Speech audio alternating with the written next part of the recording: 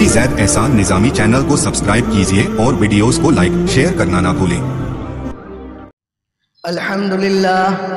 अल्हम्दुलिल्लाह वकफ़ा वसलामुन अला इबादिहिल्लज़ीना इस्तफ़ा अम्मा बअदु फ़अऊज़ु बिल्लाहि मिनश शैतानिर रजीम बिस्मिल्लाहिर रहमानिर रहीम इन्नस सलाता कानत अलल मुअमिनीना किताबन मौक़ूता वक़ाल अन्नबी सल्लल्लाहु अलैहि वसल्लम मन तरक़स सलात मुतअम्मिदन फ़क़द कफ़र वक़ाल अलैहि सलातु वस्सलाम इन्ना अहदकुम इज़ा सल्ला युनाजी रब्बहु औ कमा क़ाल अलैहि सलातु वस्सलाम अल्लाहुम्मा सल्लि अला मुहम्मदिन फ़ी अव्वलि कलामिना अल्लाहुम्मा सल्लि अला मुहम्मदिन फ़ी औसति कलामिना अल्लाहुम्मा सल्लि अला मुहम्मदिन फ़ी आखिरी कलामिना।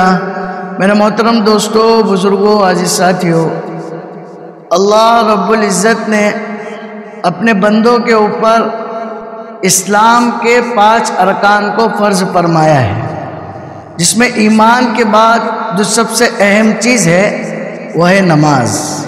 नमाज ऐसी अफजल और अहम और ऐसी बुलंद दर्जे वाली इबादत है कि इस इबादत के ज़रिए से बंदा अपने रब के करीब होता है। इसलिए हदीस के अंदर आया है कि बंदा नफली इबादत के ज़रिए से, नफली नमाज के ज़रिए से उस मर्तबे को पाता है कि जिस मर्तबे पे पहुंचकर बंदा जो है वो अल्लाह का खैरखा बन जाता है। अल्लाह ताला फरमाते हैं, हदीस कुदसी है कि जब बंदा इबादत में तरक्की करता है तो मैं उसका कान बन जाता हूँ जिससे वो सुनता है, मैं उसकी आँख बन जाता हूँ जिससे वो देखता है, मैं उसकी ज़ुबान बन जाता हूँ जिससे वो सही बात कहता है, मारिफत वाली बात कहता है, हक बात कहता है। तो ये मकाम कब मिलता है? जब आदमी नमाज के अंदर, दिगर इबादत के अंदर एहतमाम करता है तो इस मर्तबे तक पहुँच जाता है। तो अल्लाह तबारक व तआला ने हम सबको नमाज जैसी अहम इबादत और एक अहम फरीज़ा अता किया है, और इस फरीज़े की अदायगी के अंदर हमसे जो है बड़ी कमियां हैं, और इस फरीज़े को जिस तरह इस फरीज़े के अदा करने का हक है उस तरीके पर हम इस फरीज़े को अदा नहीं करते। हालांकि ये नमाज जो है बंदों के लिए तोहफ़ा है, बंदों के लिए तोहफ़ा है। अल्लाह के नबी सल्लल्लाहु अलैहि वसल्लम मेराज पर गए थे, तब तो अल्लाह तबारक व तआला ने आपको बतौर तोहफ़े के, बतौर इनाम के ये तोहफ़ा, नमाज का तोहफ़ा अल्लाह तबारक व तआला ने आपको अता किया है।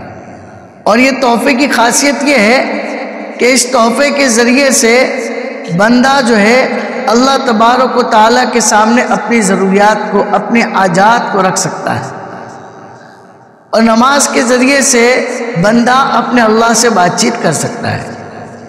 इसलिए हज़रत अनस रज़ियल्लाहु अन्हु की रिवायत है, अल्लाह के नबी सल्लल्लाहु अलैहि वसल्लम ने फरमाया, इन्ना अहदकुम इज़ा सल्ला युनाजी रब्बहु, जब तुम में से कोई नमाज पढ़ता है तो वह अल्लाह तबारक व तआला से मुखातिब होता है, बातचीत करता है।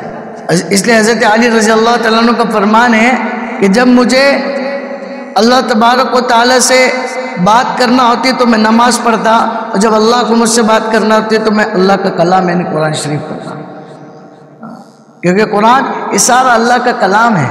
और सहाबा रिज़वानुल्लाह अलैहिम अजमाइन ने अपनी नमाज को ऐसी जानदार और ऐसी मजबूत बनाई थी कि 2-2 रकात पढ़ के अपने मसाइल को हल करवाते थे, अपनी ज़रूरियात को हल करवाते थे।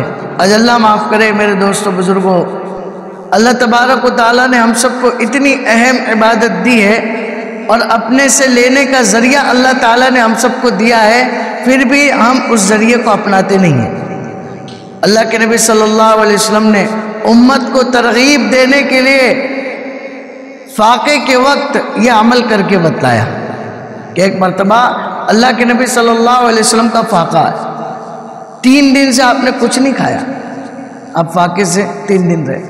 अल्लाह के नबी सल्लल्लाहु अलैहि वसल्लम घर पर तशरीफ़ लाए, अम्मा आयशा रज़ियल्लाहु तआला अन्हा से पूछा कुछ खाने पीने को है? अम्मा आयशा रज़ियल्लाहु अन्हा ने फरमाया, ए नबी जी, हमें जो कुछ मिलता है आप ही की बरकत से मिलता है।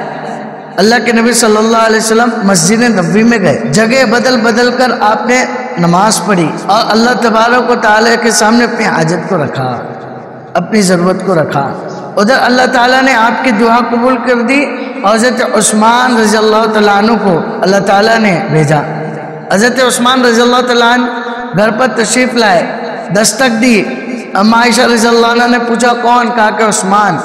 اما عائشہ رضی اللہ تعالیٰ عنہ کے دل میں یہ بات آئی کہ اللہ کے نبی دعا مانگنے کے لیے گئے ہیں تو اللہ تعالیٰ نے ضرور آپ کی دعا کو قبول کر کے آپ کی دعا کو سن کر حضرت عثمان کو بھیجا، بلایا۔ حضرت عثمان نے پوچھا اللہ کے نبی کہاں ہے؟ کہا کہ عثمان تمہارے نبی پر 3 دن کا فاقہ ہے اور تمہارے نبی اللہ تعالیٰ سے دعا کرنے گئے۔ حضرت عثمان کہنے لگے اما عائشہ رضی اللہ تعالیٰ عنہ سے کہ آپ لوگ ہمیں یاد کر لیا کہ بلا لیجئے، کچھ بھی ضرورت ہو ہم کو یاد کر لیں، ہم آپ کی خدمت میں فوراً وہ چیزیں حاضر کر دیں گے۔ حالانکہ اللہ کے نبی صلی اللہ علیہ وسلم پر اللہ تعالیٰ نے اس بات کو پیش بھی کیا تھا کہ اے نبی جی اگر آپ چاہے تو ہم احد پہاڑ کو سونے کا بنا دیں، یا آپ کے ساتھ چلے گا پھرے گا، اب جدھر جائیں گے احد کا پہاڑ بھی آپ کے ساتھ چلے گا، آپ اس میں سے جتنا چاہے پھر خرچ کیجیے۔ لیکن اللہ کے نبی صلی اللہ علیہ وسلم نے اس کو پسند نہیں کیا۔ آپ تو ہمیشہ دعا کرتے تھے اللہم احیینی مسکینا، اے اللہ جب تک زندہ ہوں، جب تک آپ مجھے زندگی دیجیے، آپ نے زندگی دی ہے مسکینی کی حالت میں، وَأَمْتِنِي مِسْكِينًا، مجھے موت بھی مسکینی والی چاہیے، وَأَحْشُرْنِي يَوْمَ الْقِيَامَةِ زُمَرَةَ الْمَسَاكِينَ، میرا عشر بھی قیامت کے دن مسکینوں کے ساتھ فرما۔ اپنے قریبی کو پسند کیا، مسکینی کو آپ نے پسند کیا۔ اللہ کے نبی صلی اللہ علیہ وسلم آئے، حضرت عثمان تو یہ کہہ کر چلے گئے کہ میں کچھ انتظام کر کے آتا ہوں، گئے انتظام کر کے لا کر جو ہے خدمت میں حاضر کر دیا۔ اللہ کے نبی صلی اللہ علیہ وسلم مسجد نبی سے آئے، پوچھا عائشہ کچھ انتظام ہوا؟ اما عائشہ رضی اللہ عنہ نے عرض کیا اے اللہ کے نبی یہ کیسے ہو سکتا ہے کہ آپ اللہ سے مدد مانگے اللہ آپ کی مدد نہ کرے؟ کہ حضرت عثمان آئے تھے، سارا واقعہ سنایا۔ اللہ کے نبی صلی اللہ علیہ وسلم دوبارہ مسجد میں گئے اور جو ہے حضرت عثمان رضی اللہ تعالیٰ عنہ کے لیے دعا کی، اے اللہ میں عثمان سے راضی ہوں، آپ بھی عثمان سے راضی ہو جائیے۔ اور فرمایا کہ میں چاہے پوری زندگی بھوکا رہ جاؤں لیکن میں کسی کے سامنے ہاتھ نہ پھیلاؤں، میں ہاتھ پھیلاؤں تو اللہ کے سامنے ہاتھ پھیلاؤں۔ یہ واقعہ ہمیں سبق دیتا ہے کہ ضرورت کے وقت، محتاجگی کے وقت، حالات کے وقت، مصیبت کے وقت، پریشانی، ہر وقت چاہے خوشی کا ماحول ہو چاہے غم کا ماحول ہو، اللہ کو یاد کرنا ہے، اللہ کے سامنے اپنی فریاد کو، اپنی ضرورتوں کو رکھنا۔ یہ نماز اسی لیے دی ہے اللہ نے۔ اللہ کے نبی صلی اللہ علیہ وسلم نے جب یہ تحفہ صحابہ کرام پر پیش کیا تو صحابہ تو خوشی کے مارے جھوم اٹھے کہ ہمیں تو اللہ سے مانگنے کا ذریعہ مل گیا کہ ہم اس کے ذریعے سے اپنی ضرورتوں کو اللہ کے سامنے رکھ سکتے ہیں۔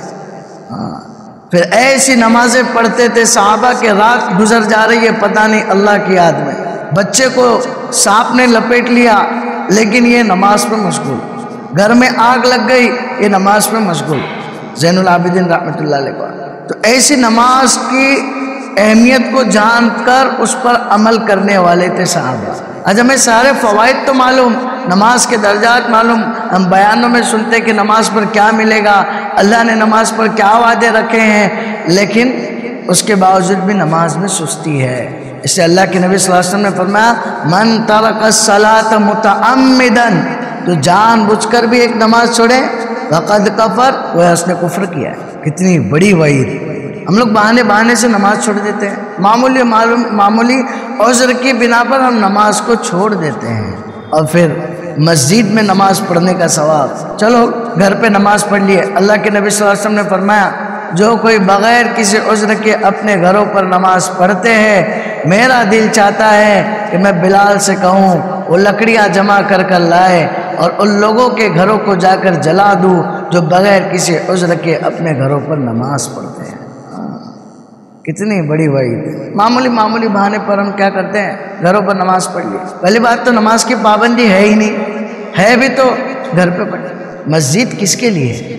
اتنا مال لگا کے مسجد تعمیر کی جاتی ہے تاکہ اللہ کے بندے اللہ کے گھر کو آباد کریں، اس میں نمازیں پڑھیں، عبادت کریں، لیکن مسجد ویران۔ وہ شاعر نے صحیح کہا تھا، پہلے مسجدیں تھی کچی تو پکے تھے نمازی، پہلے مسجدیں تھی کچی تو پکے تھے نمازی، آج مسجدیں پکی تو کچے مساجد عالی شان، آباد کرنے والا کوئی نہیں۔ آج ہمارا شکوہ شکایت ہے کہ آسمان سے مدد نہیں اتر رہی، مسلمانوں پر ظلم ہو رہا ہے، مسلمان حالات کے شکار ہیں، تو حالات جو دور ہو گئے نا دوستو بزرگوں، یہ اعمال کے ذریعے سے ہی دور ہوں گے.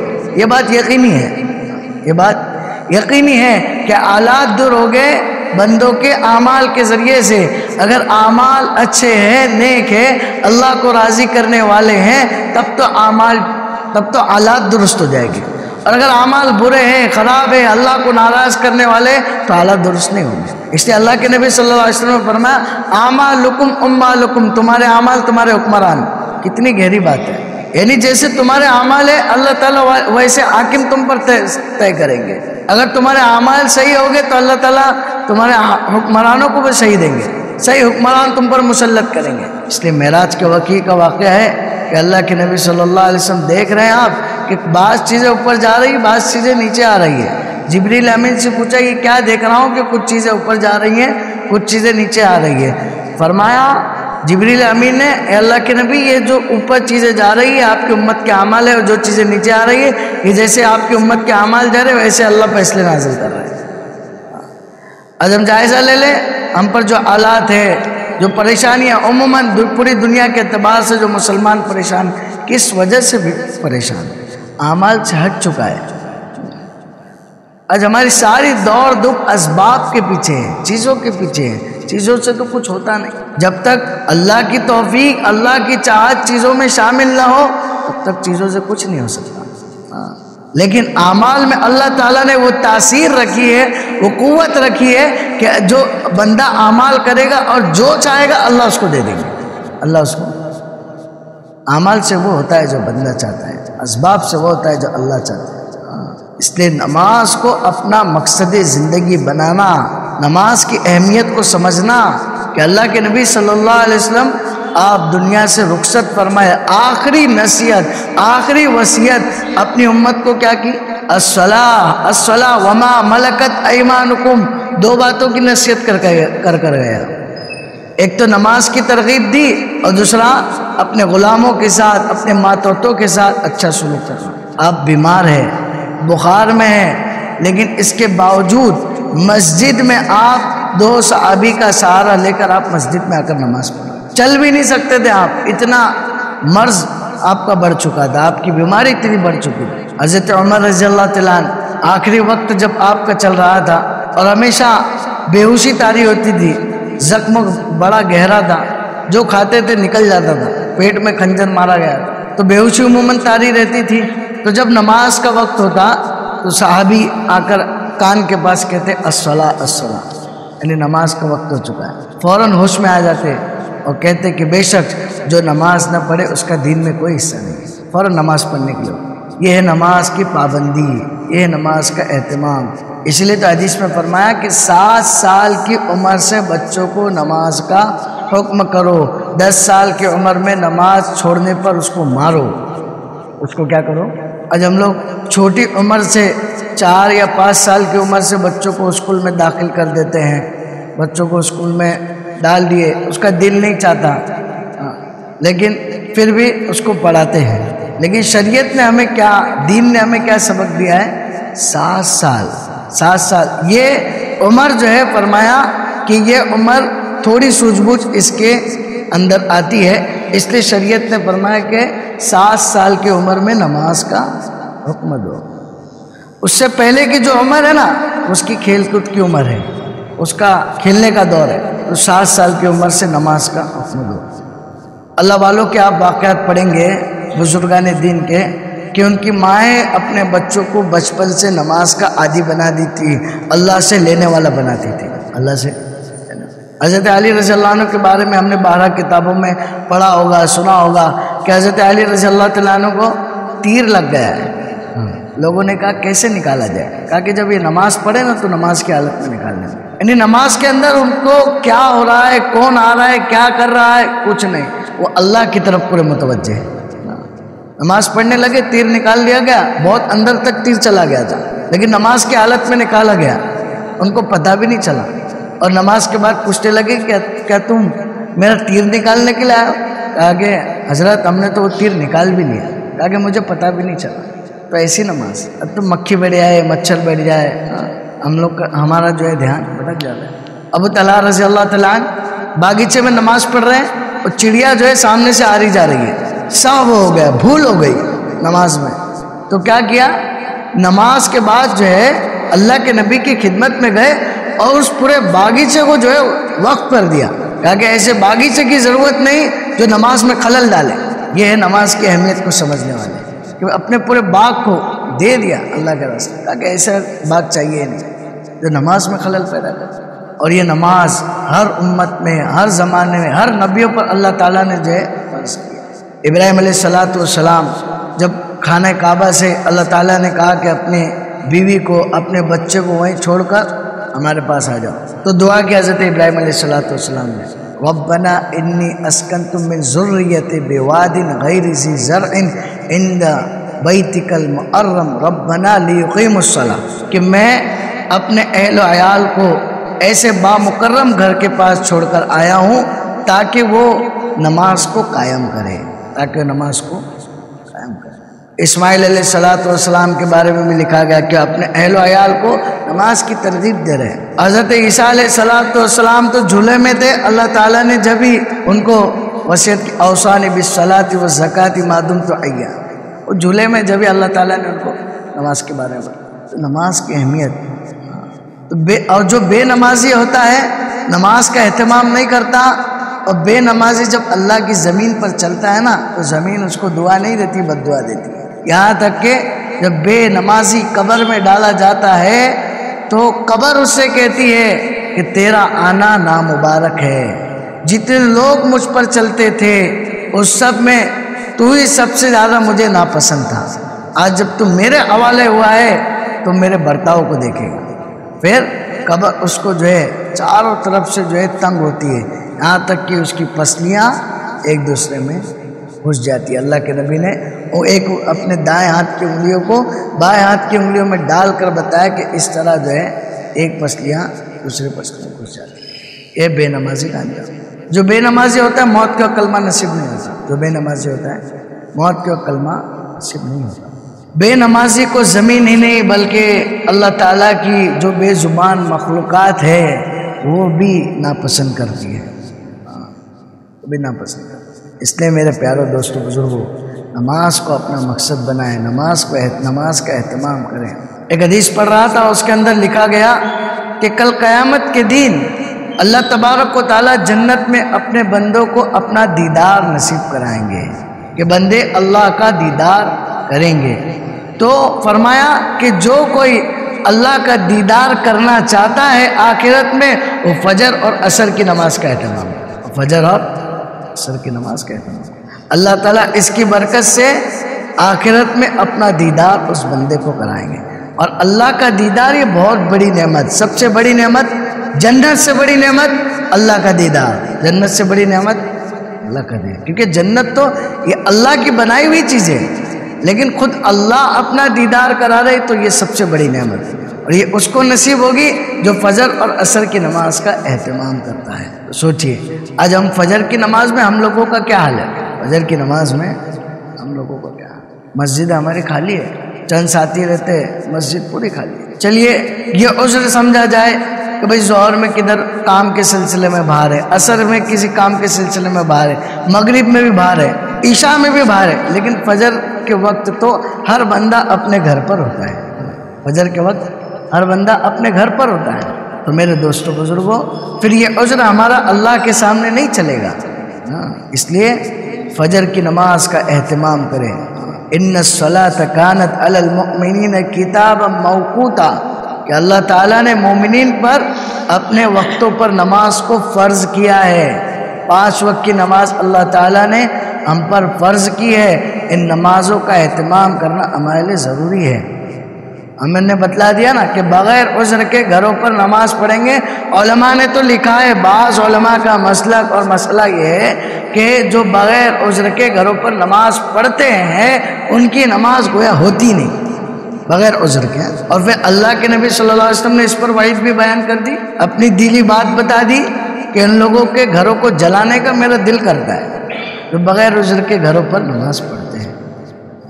جماعت کے ساتھ نماز پڑھنے کا ثواب کتنا زیادہ ہے. مؤذن اذان میں یہ کہتا ہے حی علی الصلاۃ، آؤ نماز کی طرف، حی علی الفلاح، کامیابی چاہتے ہو تو یہاں پر آؤ، یہاں تمہیں کامیابی ملے گی۔ بندہ کہتا ہے نا، اکثر لوگ یہ کہتے ہیں کہ میں دکان پر ہوں، میں تجارت کر رہا ہوں یا کاروبار کر رہا ہوں، کوئی چیز دکان پہ بیچ رہا ہوں، لے رہا دے رہا ہوں، اذان کے وقت میرے پاس کسٹمر زیادہ آ گئے، اذان ہو رہی تھی میرے پاس کسٹمر زیادہ آ گئے، دیکھو اذان ہو رہی ہے، اللہ نے جو ہے کتنی برکت دے دی۔ ہم لوگ کیا کہتے ہیں؟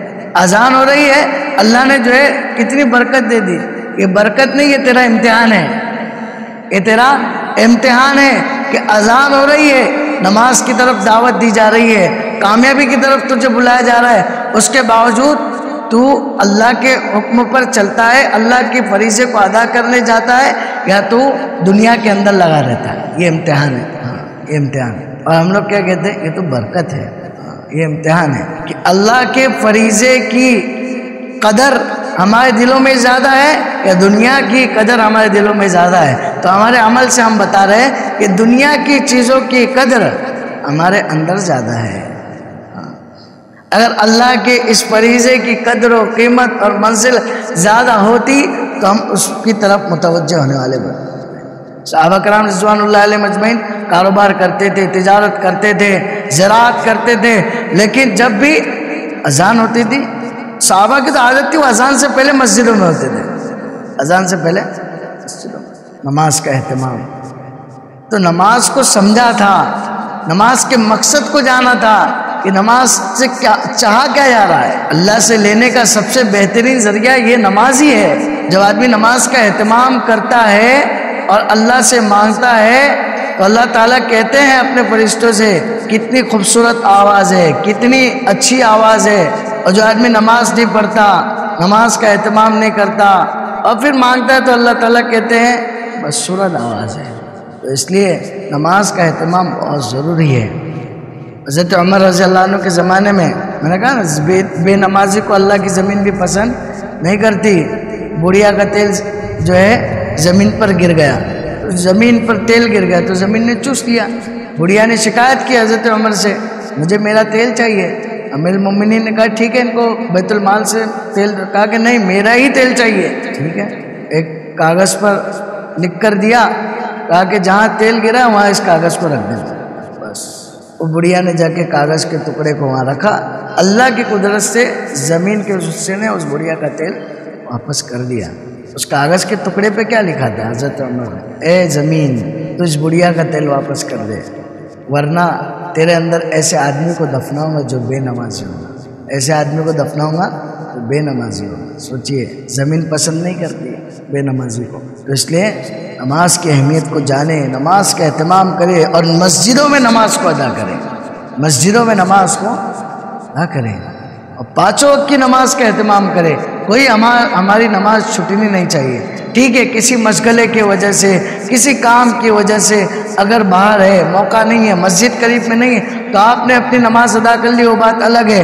لیکن آپ اپنے گھر میں موجود ہے، اپنے مقام پہ موجود ہے، پھر اذان ہو رہی ہے، اس کے باوجود بھی آپ اپنے گھروں میں ہیں، اپنے گھروں میں نماز ادا کر رہے ہیں، آپ نماز کے اس درجے کو پا ہی نہیں سکتے، اس ثواب کے درجے کو پا ہی نہیں سکتے جو درجہ اور جو ثواب اللہ تعالیٰ نے مسجد میں نماز پڑھنے کو رکھا۔ آپ اللہ کے لیے اپنی دکان کو نہیں بند کر سکتے، آپ اللہ کے لیے تھوڑی دیر اپنی دکان کو تالا نہیں لگا سکتے کہ جس اللہ نے آپ کو یہ سب کچھ دیا ہے، آپ کا جو کاروبار، آپ کی جو تجارت، یہ سب اللہ کی دین ہے، یہ اللہ نے آپ کو دیا ہے۔ آپ اسی اللہ کے لیے 2 منٹ اپنی دکان کو نہیں بند کر سکتے کہ نماز آ کے میں مسجد میں ادا کر لوں اور جا کے اپنی دکان پر۔ اور پھر جب آدمی نماز کا اہتمام کرے گا تو ظاہر سی بات ہے اللہ تعالیٰ پھر اس کے کاروبار میں، اس کی تجارت میں، اس کے بزنس میں اللہ برکت دیں گے۔ اور جب نماز کا اہتمام ہی نہیں کرے گا تو اس کے کاروبار میں برکت نہیں ہے۔ اللہ نے کاروبار میں، روزی میں برکت کے وعدے نماز کے اوپر رکھے ہیں۔ نماز کے اہتمام سے روزی میں برکت ہوگی، اور نماز کا اہتمام نہ کرنے پر روزی سے برکت کو اللہ تعالیٰ جو اٹھا لیں گے۔ اور پھر فجر کی نماز کے بارے میں آتا ہے، جو فجر کی نماز کا اہتمام کرتا ہے اللہ تعالیٰ اس کے دن کے سارے کاموں کو بنا دیتے ہیں، اور جو فجر کی نماز کا اہتمام نہیں کرتا سارے کام اس کے بکھرے ہوئے رہ جاتے ہیں۔ روزی کی برکت اس دن کی اس سے جو ہے چھین لیتے ہیں۔ اگر کما بھی لیا، روزی آ بھی گئی، مال آ بھی گیا، تو وہ غلط راستوں پہ، غلط چیزوں میں، غلط جگہوں میں چلا جاتا ہے۔ میرے دوستوں بزرگوں، نماز کی اہمیت کو جانیں، اس کی فضیلت کو جانیں، اور یہ اللہ کا ایک اہم فریضہ ہے، اللہ نے ہمیں عطا کیا ہے۔ اس کی جب قدر کو اپنے دل میں بٹھائیں گے نا تو پھر فجر کی نماز پڑھنا بھی آسان، عشاء کی نماز پڑھنا بھی آسان، پھر اپنی دکان بند کرنا بھی آسان ہو جائے گا ہمارے لیے، جب نماز کی اہمیت کو دل میں بٹھائیں گے۔ نماز کی اہمیت کو دل میں بٹھایا نہیں تو اس لیے نماز کا چھوڑنا آسان ہو گیا۔